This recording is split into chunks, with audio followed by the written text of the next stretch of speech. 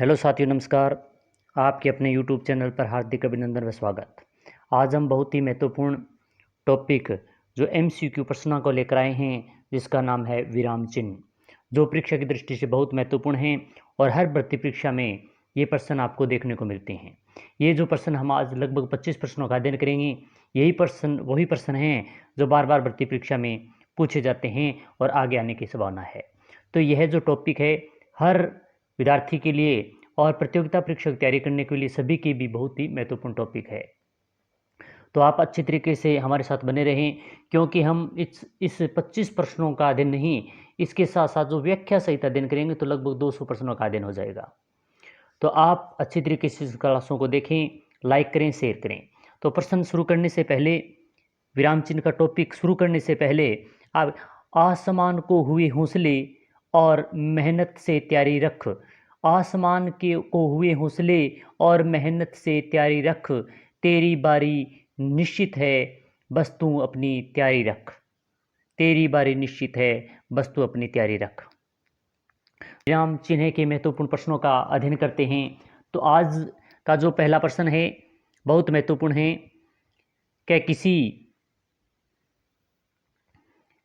किसी कठिन शब्द को स्पष्ट करने के लिए किस विराम चिन्ह का प्रयोग होता है? तो इसका जो पहला है, इसका सही उत्तर होगा कोष्टक। ऑप्शन संख्या 3 इसका सही उत्तर है, कोष्टक का प्रयोग होता है। अब इसकी व्याख्या देख लेते हैं। कोष्टक के भीतर मुख्यतः उस सामग्री को रखते हैं जो मुख्य वाक्य के अंग होते हुए भी पृथक की जा सकती है। जैसे संज्ञा के 3 भेद, मुख्य भेद हैं, व्यक्तिवाचक, जातिवाचक और भाववाचक। तो ये संज्ञा मुख्य है मगर इसके भेद है, उनको कोष्टक में रख लिया गया। तो इस प्रश्न संख्या 2, किसी के कहे कथन या वाक्य को या रचना के अंश को ज्यों का त्यों प्रस्तुत करने के लिए जिस विराम चिन्ह का प्रयोग किया जाता है उसे कहते हैं। तो प्रश्न संख्या 2 का सही उत्तर होगा अवतरण व उद्धरण चिन्ह। ऑप्शन संख्या 2 इसका सही उत्तर है। अब इसकी व्याख्या देख लेते हैं। का अवतरण या उद्धरण चिन्ह यानी इस प्रकार के जो चिन्ह दिया होता है उसे अवतरण या उद्धरण चिन्ह कहते हैं। किसी व्यक्ति के कथन को मूल रूप में लिए इसका प्रयोग किया जाता है, यानी मुख्य जो बातें होती है उसको अंडरलाइन करने के लिए इस चिन्ह का प्रयोग किया जाता है। उद्धृत करने के लिए किसी वक्ता के कथन का ज्यों का त्यों वर्णन या प्रस्तुत पर दोहरा उद्धरण चिन्ह लगाया जाता है। यानी कोई वक्ता है, उसका कथन कहा गया है तो उसको ज्यों का त्यों वर्णन करने के लिए, प्रस्तुत करने के लिए इस चिन्ह का प्रयोग किया जाता है। बहुत बार भर्ती परीक्षा में प्रश्न पूछा गया है। अब जैसे कहाँ इस चिन्ह का प्रयोग किया जाता है देखते हैं। जवाहरलाल नेहरू ने कहा था आराम हराम है। इस प्रकार का ये जो चिन्ह लगा हुआ है यह उद्धरण चिन्ह है।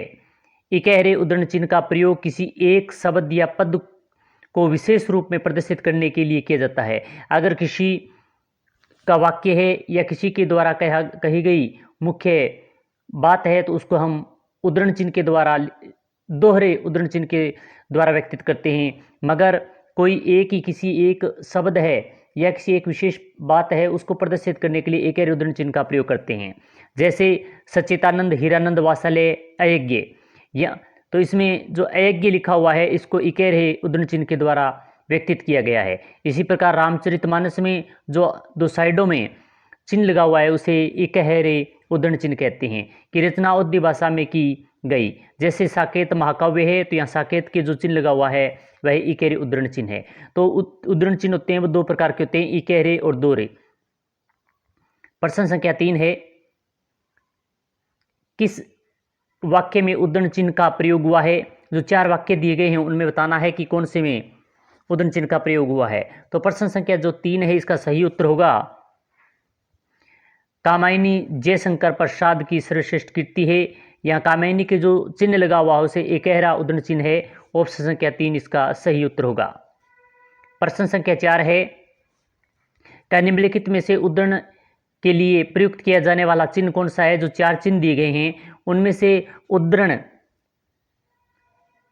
उद्धरण चिन्ह का प्रयोग किसमें हुआ है वो बताना है। तो प्रश्न संख्या 4 है, उसमें जो दूसरा दिया गया है ऑप्शन संख्या 2, इसमें दोहरे उद्धरण चिन्ह का प्रयोग हुआ है। प्रश्न संख्या 5 है, जो कोष्टक में जो चिन्ह दिया गया है में निर्धारित चिन्ह किस चिन्ह को अंकित करता है। ये जो चिन्ह दिया गया है ये किस चिन्ह को व्यक्तित करता है, अंकित करता है, वो बताना है। प्रश्न संख्या जो 5 है इसका जो दूसरा है उद्धरण चिन्ह, ऑप्शन संख्या 2 इसका सही होगा, क्योंकि ये जो चिन्ह है यह है उद्धरण चिन्ह को व्यक्तित करता है, अंकित करता है। प्रश्न संख्या 6 है जो कोष्ठक में दिया गया चिन्ह किसका है। आप भी कमेंट के माध्यम से साथ साथ इन प्रश्नों को बताते रहें। आप भी अंत तक देखें कि लगभग 25 प्रश्नों के आपके कितने सही होते हैं और कमेंट के माध्यम से अवश्य बताएं कि आपके कितने 25 में से कितने प्रश्न सही हुए। तो प्रश्न संख्या 6 का सही उत्तर होगा हंस पद या त्रुटि पूरक पद चिन्ह है, ऑप्शन संख्या 4 इसका सही उत्तर है। बहुत अच्छे प्रश्न है, सभी बार बार वृत्ति परीक्षा में पूछे जाने वाले प्रश्न हैं। व्याख्या देख लेते हैं। त्रुटि पूरक या हंस पद या काकपद चिन्ह ये इनके नाम हैं। इस चिन्ह को कहते हैं त्रुटि पूरक या हंस पद भी कहते हैं या काकपद भी चिन्ह कहते हैं। जब लिखने में कुछ छूट जाता है तब इस चिन्ह का प्रयोग होता है। जैसे मुझे आज जाना है, मुझे आज या जयपुर जाना है तो जयपुर जो छूट गया तो जयपुर अगर दोबारा लिखेंगे तो इस प्रकार चिन्ह का प्रयोग करके इसमें लिख देंगे। प्रश्न संख्या 7 है लिखते समय बीच में कोई शब्द या वाक्यांश छूट जाता है तो उस स्थान पर कौन सा विराम चिन्ह लगाकर उसे लिख दिया जाता है। तो प्रश्न संख्या 7 का जो सही उत्तर होगा वो होगा हंसपद, ऑप्शन संख्या 2 इसका सही उत्तर है। बहुत अच्छे प्रश्न हैं, क्लास अच्छी लग रही है तो लाइक करें, शेयर करें। प्रश्न संख्या 8 है विराम चिन्हों के प्रयोग से संबंधित कौन सा विवरण सही नहीं है। जो विराम चिन्ह दिए गए हैं इनमें से जो 4 मुख्यतः विवरण दिए गए इनमें से कौन सा सही नहीं है वो बताना है। पहला कहता है किसी के महत्वपूर्ण वचन उद्धृत करने के लिए अवतरण चिन्ह का प्रयोग किया जाता है, ये तो बात सही है। ऑप्शन संख्या 2 कहता है कि किसी संज्ञा को संपेक्ष लिखने के लिए लाघव या संपेक्ष चिन्ह का प्रयोग किया जाता है, ये भी बात सत्य है। प्रश्न ऑप्शन संख्या 3 कहता है कि द्वंद्व समास के पदों के मध्य प्राय योजक चिन्ह लगाया जाता है, ये भी बात सत्य है। ऑप्शन संख्या 4 कहता है कि लिखने में जब कोई शब्द छूट जाता है तब उसके स्थान पर कोष्ठक चिन्ह का प्रयोग किया जाता है, तो ये बात गलत है, क्योंकि ऑप्शन संख्या 4 इसका सही उत्तर होगा, क्योंकि वहाँ पर कोष्ठक चिन्ह का प्रयोग नहीं हंसपद चिन्ह का प्रयोग किया जाएगा। प्रश्न संख्या 9 है बहुत महत्वपूर्ण है, हंसपद किस विराम का एक और नाम है। तो प्रश्न संख्या 9 का सही उत्तर होगा त्रुटि विराम, ऑप्शन संख्या 2 इसका सही उत्तर है। प्रश्न संख्या 10 है अर्धविराम के प्रयोग के संबंध में कौन सा कथन असत्य है। जो 4 कथन दिए गए हैं वे अर्धविराम के संबंध में असत्य कथन बताना है कि कौन सा है। तो इसका जो प्रश्न संख्या 10 का कौन सा कथन असत्य है वो बताएंगे। तो अर्धविराम समानाधिकृत वाक्यों के बीच प्रयुक्त होता है, ये बात सही है। अर्धविराम मिश्रित तथा संयुक्त वाक्यों में विपरीत अर्थ प्रकट करने के लिए उपवाक्यों के बीच प्रयुक्त होता है, ये भी बात सत्य है। ऑप्शन संख्या 3 कहता है कि शब्द युग्मों को एक दूसरे से अलग करने के लिए अर्धविराम प्रयुक्त किया जाता है, ऑप्शन संख्या ये बात गलत है, क्योंकि इसका उत्तर सही होगा ऑप्शन संख्या 3, ये बात यहाँ पर गलत दी हुई है। ऑप्शन संख्या 4 कहता है अर्धविराम का प्रयोग किसी वाक्य में उदाहरण सूचक शब्दों से पहले होता है, ये बात सही है।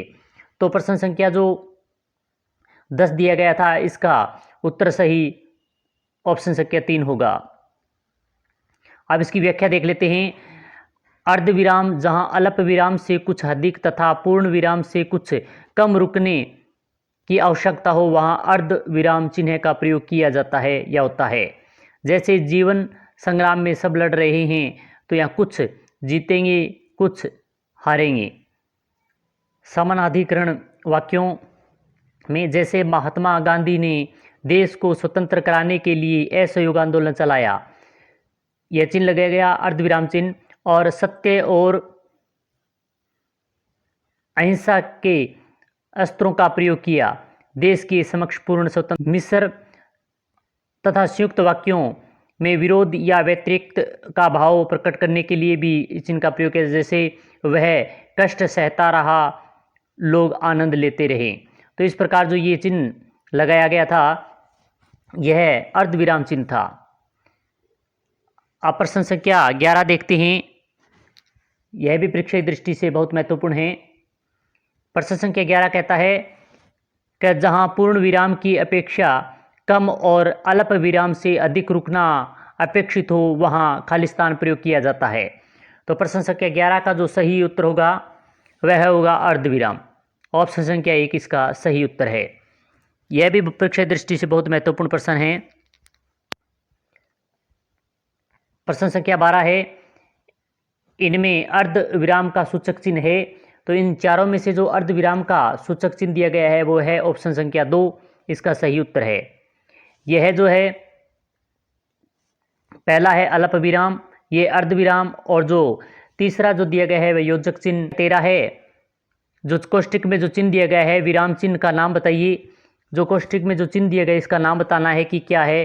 तो प्रश्न संख्या जो 13 है इसका जो सही उत्तर होगा वो होगा अर्धविराम। इसको हम अर्धविराम के रूप में व्यक्तित करते हैं। ऑप्शन संख्या 1 इसका सही उत्तर होगा। प्रश्न संख्या 14 है, क्या निम्नलिखित में कौन सा अल्प विराम चिन्ह है। जो 4 दिए गए हैं इनमें से अल्प विराम चिन्ह का चिन्ह बताना है कौन सा है। तो इसका जो सही उत्तर होगा वो होगा ऑप्शन संख्या 3। और प्रश्न ऑप्शन संख्या 2 में अर्धविराम का है। इसकी व्याख्या देख लेते हैं।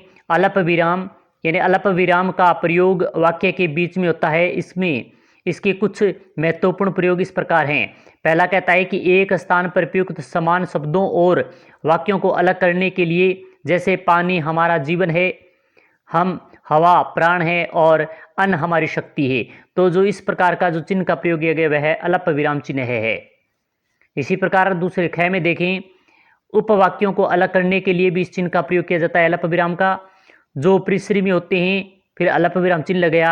इसी प्रकार ग में देखें, यह वह तब तो आदि स्थानों पर भी इसका प्रयोग किया, जैसे जब मेरा मित्र आया मैं सो रहा था। तो यह जो चिन्ह का प्रयोग हुआ है वह अल्प विराम चिन्ह है। इसी प्रकार घ में देखें, संबोधन को शेष वाक्य से अलग करने के लिए भी, जैसे श्रीमान जी मुझे आज घर पर आवश्यक कार्य है। इसी प्रकार अड़े में और देखें, अभिवादन, समापन, पता, दिनांक आदि के लिए भी इस चिन्ह का प्रयोग किया जाता है। जैसे पूज्य चाचा जी अभिवादन में, भवदीय आज्ञाकारी शिष्य समापन में, और चाहे कहता है हाँ या नहीं के पश्चात, जैसे हाँ मैं यह काम अवश्य करूंगा। इस पर अब 6 में देखें, यह उद्धरण से पहले रमेश बोला तुमने जो कुछ कहा वह ठीक है। तो जो उद्धरण चिन्ह से पहले भी इस चिन्ह का जो प्रयोग किया जाता है वह अल्प विराम चिन्ह है। और जय कहता है वाक्य में प्रयुक्त शब्द युग्मों को एक दूसरे से अलग करने के लिए भी, जैसे लाभ हानि फिर चिन्ह लग गया, तो इसमें क्या हुआ अल्प विराम चिन्ह है। दुख सुख। प्रश्न संख्या 15 है, अल्प विराम चिन्ह के प्रयोग के संबंध में कौन सा कथन असत्य है।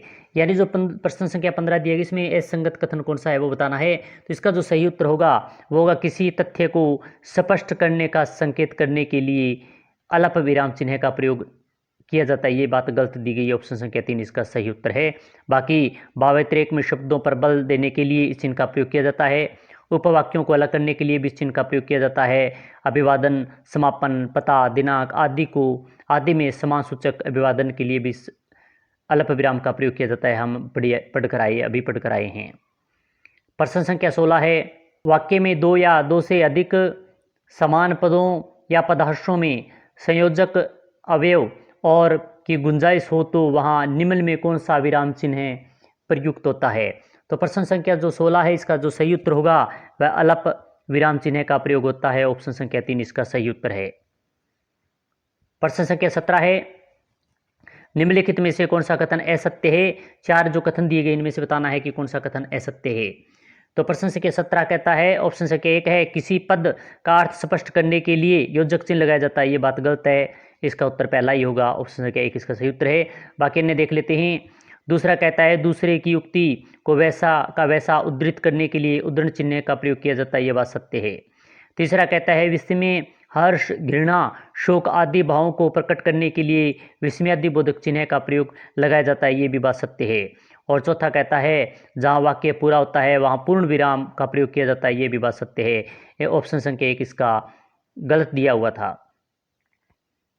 इसकी व्याख्या देख लेते हैं। वाक्य में प्रयुक्त किसी पद का अर्थ स्पष्ट करने के लिए कोष्टक छोटा और बड़ा या फिर का प्रयोग किया जाता है। जैसे चेहरे की उपमा मयंक जो कोष्टक का चिन्ह दी गई है, दिया गया, तो वहाँ इस चिन्ह का प्रयोग किया जाता है। प्रश्न संख्या 18, किस क्रमांक में वाक्य में सही विराम चिन्ह लगा हुआ है? तो प्रश्न संख्या 18 का जो सही उत्तर होगा वो होगा राम तुम अब सो जाओ। जो वाक्य दिया गया है पहला एकदम सही है, ऑप्शन संख्या 1 इसका सही उत्तर होगा। व्याख्या देखें। यानी विस्मय सूचक या संबोधक जो इस प्रकार का चिन्ह होता है उसे कहते हैं विस्मय सूचक या संबोधक। क्या कहता है? यह चिन्ह विस्मय यानी आश्चर्य आदि का बोध कराने वाले अथवा वाक्यों के अंत में आता है। जैसे वाह आप खूब हैं, नहीं यह नहीं हो सकता, शाम तुम आ जाओ। तो इस प्रकार इन वाक्यों का इस चिन्ह का प्रयोग किया जाता है। ख कहता है संबोधन के लिए, जैसे राम तुम अब तो सो जाओ, और अध्यक्ष महोदय अब हमारी बात भी सुनिए। तो इस प्रकार इस चिन्ह का प्रयोग किया जाता है। प्रश्न संख्या 19, हर्ष शोक घृणा आश्चर्य जैसे भावों को व्यक्तित करने के लिए जिस चिन्ह का प्रयोग किया जाता है वह कौन सा है? इसका जो सही उत्तर होगा वह होगा विस्मयादिबोधक। ऑप्शन संख्या 4 इसका सही उत्तर है। प्रश्न संख्या 20, इनमें से विस्मयादि सूचक अथवा आश्चर्य बोधक भाव के लिए कौन सा विराम चिन्ह प्रयुक्त होता है? तो इसके लिए 20 का सही उत्तर होगा ऑप्शन संख्या 3। ऑप्शन संख्या 3 इसका सही उत्तर है। विस्मयादि बोधक आश्चर्य सूचक, ये सही लिखा हुआ नहीं है, ऐसे होगा।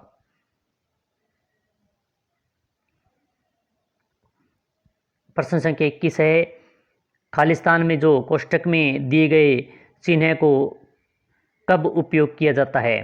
तो प्रश्न संख्या 21 का सही उत्तर होगा वाक्य में छोड़े गए स्थान पर। ऑप्शन संख्या 1 इसका सही उत्तर है।